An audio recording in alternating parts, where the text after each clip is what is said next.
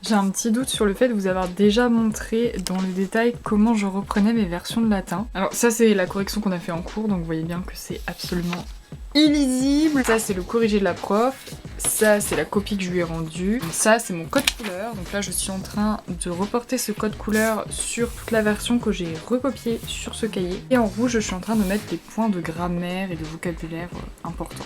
Donc voilà, là on a les conjonctions subordination encadrées en rouge, les... comment ça s'appelle ça? Les prépositions encadrées en vert clair, enfin, ce que je vous avais déjà dit dans la vidéo sur le latin, je vous y renvoie d'ailleurs. Bon, c'est assez long, mais ça permet de revoir des points de grammaire en profondeur.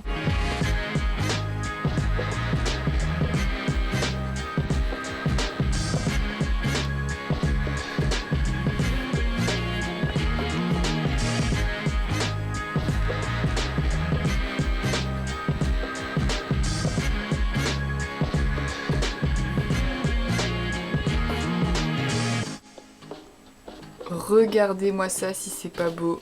J'ai enfin fini tous mes repérages de citations, tous mes petits post-it. Ça m'a pris des heures et des heures et des jours. Non bon, je vais peut-être pas faire la victime non plus. Et maintenant, eh bien j'ai plus qu'à me rentrer tout ça dans le crâne. 6 œuvres. Donc là j'ai commencé par revoir les citations de la mort du roi Arthur. Alors ce qui est cool c'est que comme je les ai déjà apprises pour le concours blanc de l'année dernière, il y a des petits restes, c'est moins rébarbatif, mais c'est quand même bien chiant. J'essaye en fait de faire une œuvre par semaine, puisque nous sommes donc début février. Il nous reste tout pile 2 mois, enfin un peu moins de 2 mois. Rétro-planning parfait.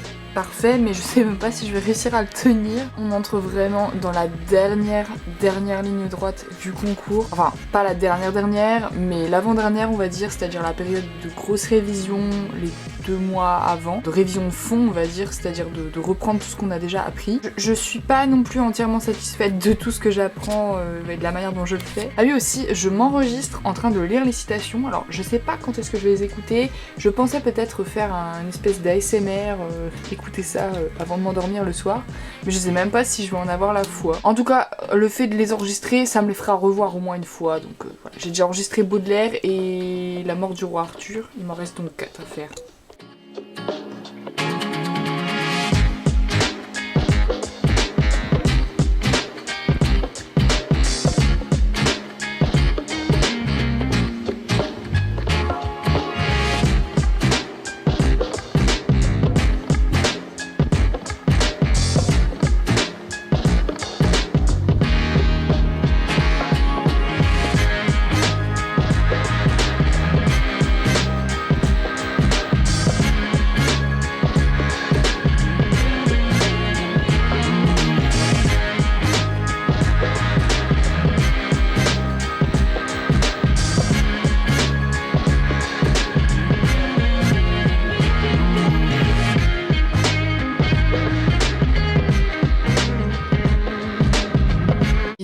Tellement de choses ces derniers jours. Hier j'ai eu un concours blanc, c'était le second concours blanc de la deuxième épreuve d'écrit, donc l'épreuve disciplinaire appliquée, l'épreuve en 5 heures avec la sémantique historique, grammaire, la stylistique, la didactique. Le sujet était honnêtement plus dur que le premier, surtout le sujet didactique, avec un sujet assez vague sur les compléments d'objet du verbe. Très bizarre, jamais entendu parler de cette notion. Alors, complément d'objet direct, oui. Complément d'objet indirect, oui. Mais complément d'objet du verbe, la partie didactique était quand même assez complexe. En plus, le document proposé à l'étude était vraiment très varié et je savais pas trop quoi en faire. Donc honnêtement, celui-ci, je le sens moins bien que le premier. J'avais plutôt bien réussi le premier et j'ai trouvé que j'ai encore une fois manqué de temps, donc j'ai dû vraiment abréger beaucoup d'étapes. J'ai pas mis tout ce que j'aurais voulu mettre parce que ma main n'écrit pas plus vite que ce que je peux faire. Je peux vous dire qu'à la fin, j'avais mal. Aujourd'hui, je suis allée en stage. Pour une fois, je suis pas restée avec ma tutrice. Enfin, j'ai même pas vu ma tutrice. J'ai juste été observer une matinée chez la CPE. Et croyez-moi, c'est très très instructif. Je ne m'attendais pas à vivre ce type de matinée, c'est-à-dire que on se demande souvent, en tant que prof ou même en tant que personnel extérieur, mais qu'est-ce que les CPE peuvent bien foutre dans une journée? Et en fait, c'est oufissime tout ce qui se passe dans le bureau de la CPE ou dans la journée d'une CPE globalement ou d'un CPE. Que nous, on est resté 2 heures à peu près avec la CPE de 10h à midi. Et en 2 heures, mais genre, elle a pas le temps de respirer. C'est-à-dire qu'il y a sans arrêt des gens qui viennent toquer à sa porte, des profs qui viennent se plaindre, des profs qui viennent faire des rapports d'incidents, des élèves qui viennent en entretien, des élèves qui viennent se plaindre, des assistants d'éducation qui viennent demander un renseignement, qui viennent photocopier un rapport d'incident. Et entre-temps, elle doit répondre à ses mails, elle doit planifier des réunions, elle doit planifier des rendez-vous avec les parents, elle doit appeler des parents, elle reçoit des coups de fil toutes les 10 minutes. Enfin, vraiment, c'est affolant tout ce qu'elle a à faire et finalement en tant que prof je me dis que j'essaierai le moins possible d'aller la déranger. Le CPE a vraiment énormément à faire et tout le monde vient en fait toquer à sa porte quand il a un problème. Par contre le côté social est vraiment génial, enfin le dialogue que tu vas avoir avec les élèves ou avec les enseignants, tout le personnel de l'établissement finalement. Quand ça se passe bien, quand t'as un bon relationnel, c'est vraiment génial. Et on n'a pas vu les 2 heures passées ce matin, c'est hyper instructif de découvrir aussi le côté administratif et ce qu'on ne voit pas nous forcément en tant que prof. Je pense que c'est nécessaire de bien connaître son établissement et de bien connaître le fonctionnement d'un établissement globalement en tant que prof. La semaine prochaine, je commence ma première semaine de semi-vacances, on va dire. Pourquoi je dis semi-vacances? Parce qu'en fait, qu'une semaine de vacances. C'est la 2e semaine des vacances des scolaires, sauf que la semaine prochaine, comme c'est les vacances, tous les petits jobs que je fais à droite à gauche, cours particuliers, cours d'anglais, n'ont pas lieu parce que ce sont les vacances. Donc déjà, ça m'allège considérablement mon emploi du temps et en plus de ça, je n'ai qu'un seul cours de la semaine, de 13h à 17h le jeudi. Donc je vais retourner chez moi le week-end prochain, enfin chez moi, quand je dis chez moi, c'est chez mes parents, et honnêtement j'ai vraiment hâte parce que j'ai besoin d'une coupure. Me ressourcer, c'est un peu idiot de dire ça, je trouve toujours se ressourcer, mais en fait c'est le bon mot, c'est vraiment le mot. En ce moment il m'arrive un peu que des merdes et j'appréhende très mal l'arrivée galopante du concours. Ce que j'apprécie c'est les cours que j'ai en ce moment. La semaine dernière j'ai eu un cours pour préparer enfin l'oral au CAPES. Pour ceux qui ne savent pas, le CAPES de lettres, vous avez une option à prendre à l'oral et c'est sur cette option que va porter en fait le premier oral du CAPES. Il y a 2 oraux. Le premier qui est l'épreuve de leçon, qui est vraiment l'épreuve la plus importante et celle qui va déterminer si vous serez admis ou non. Elle se fait en 2 temps. D'abord vous avez une explication de texte et ensuite vous avez une deuxième partie où là vous devez intégrer la dimension de votre option. Et moi j'ai choisi l'option latin et je suis la seule pauvre conne à avoir pris cette option dans ma classe. Alors les gens quand ils ont su que j'ai pris le latin, ils se sont retournés en mode mais elle est suicidaire celle-là. Le prof qui m'a fait ce cours m'a dit que au contraire c'était une bonne idée de prendre latin quand on avait fait du latin parce que les sujets sont généralement plus clairs que les sujets pour lettres modernes.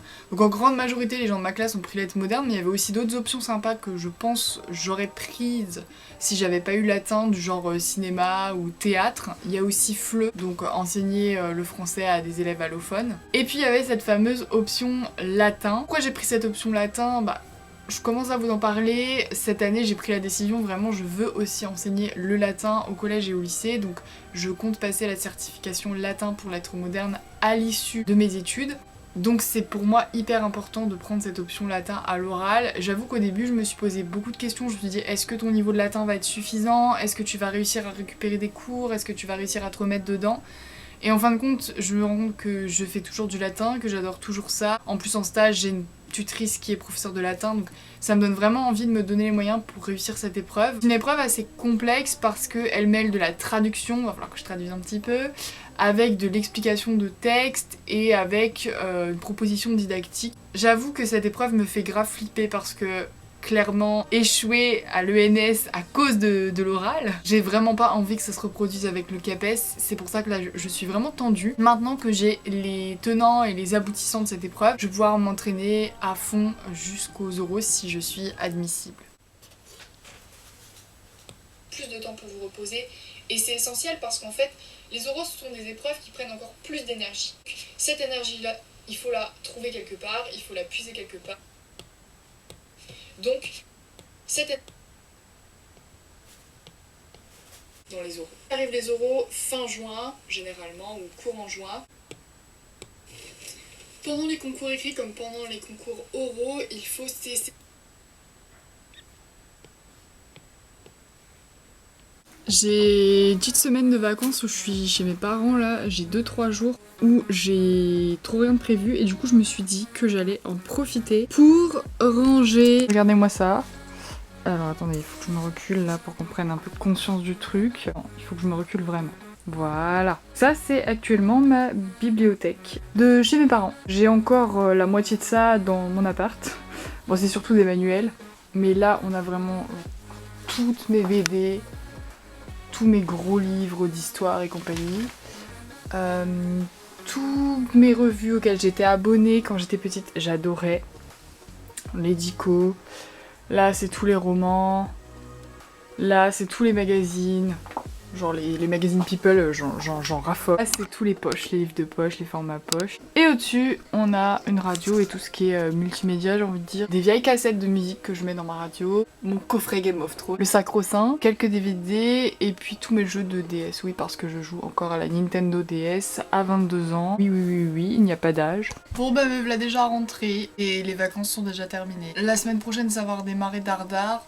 J'appréhende comme d'habitude, mais en même temps, ça devient la routine, j'ai envie de dire. J'entre vraiment dans le mois final de révision du CAPES des écrits, ça commence à être de plus en plus tendu. J'ai l'impression d'être prête et à la fois que je ne serai jamais prête, enfin on n'est jamais prêt pour un concours, mais là j'ai vraiment envie de le passer pour être débarrassée de ça, j'en peux plus, de relire tout le temps les mêmes choses, de réviser tout le temps les mêmes citations, de me rendre compte que je ne sais toujours pas ce que c'est qu'un adverbe, enfin... Ce genre de découverte que tu fais à un mois du concours et tu te dis mais comment je vais faire pour tout rattraper, j'aurai jamais le temps et en même temps t'as la flemme de tout revoir. Donc vraiment c'est une période très rébarbative dont je vous parlerai dans ma prochaine vidéo qui va sortir sur ce sujet. C'est vraiment genre la période ras-le-bol.